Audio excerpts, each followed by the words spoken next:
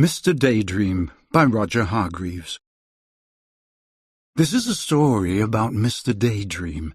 You know what he looks like, don't you, because you've seen his picture on the front of this book. It's also a story about a little boy named Jack. And you don't know what he looks like, so here's a picture of him. Now, Jack was a very good little boy. He always ate up all his lunch. He always went to bed when he was told. He always said please and thank you. But Jack was a daydreamer. Whenever he was supposed to be thinking about something, he found himself thinking about something else. Daydreaming. One day, Jack was at school. He was sitting at his desk listening to the teacher talking about history. It was a very warm day, and Jack was glad he was sitting at the back of the classroom next to the open window. Suddenly, out of the corner of his eye, Jack saw something outside the window on the grass in front of the school. Something blue. It was a small, cloud-shaped figure. Jack couldn't believe his eyes.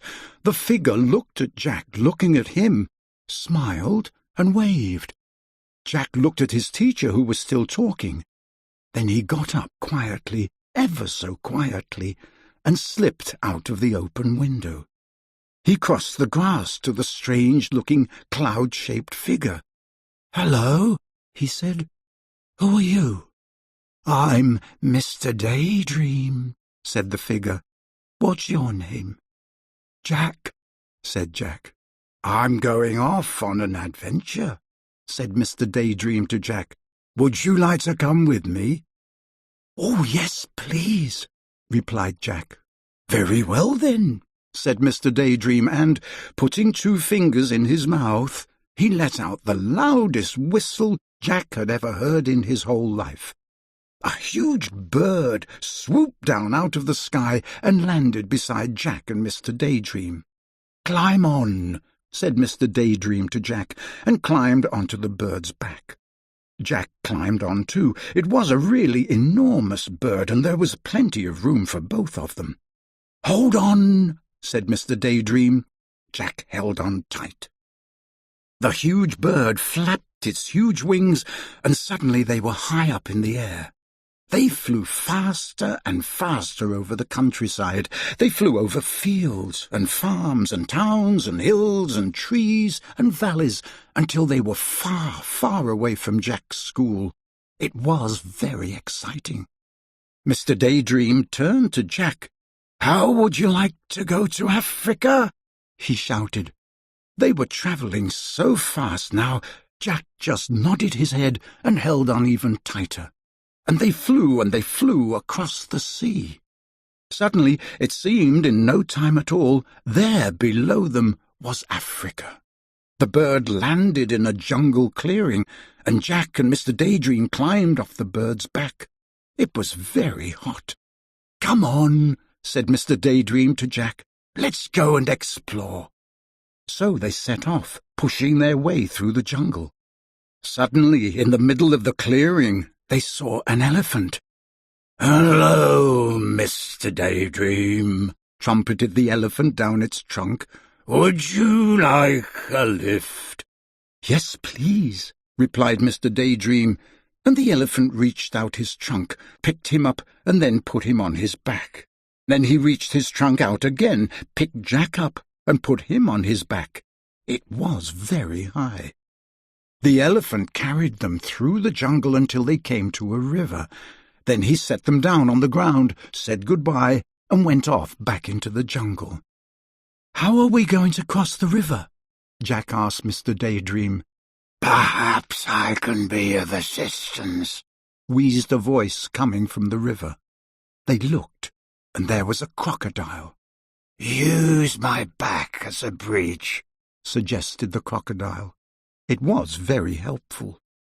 They were halfway across the river on the crocodile's back, when the crocodile grinned a rather nasty grin, all teeth and no smile. Then, flicking his enormous tail and shooting Jack and Mr. Daydream up into the air, the crocodile opened his horribly large mouth and waited. It was very frightening.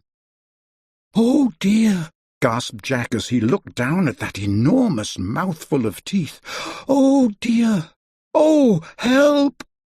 Mr. Daydream, upside down beside him, put 2 fingers in his mouth and let out that very loud whistle of his.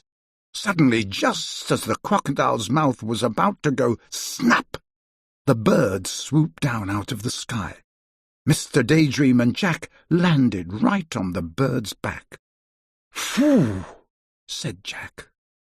"Bother," said the crocodile. "Well, I promised you an adventure, didn't I?" grinned Mr. Daydream. "You certainly did," said Jack. "And now," said Mr. Daydream, "I think we will go to Australia." And they did. And Jack learned to throw a boomerang so that it always came back to him.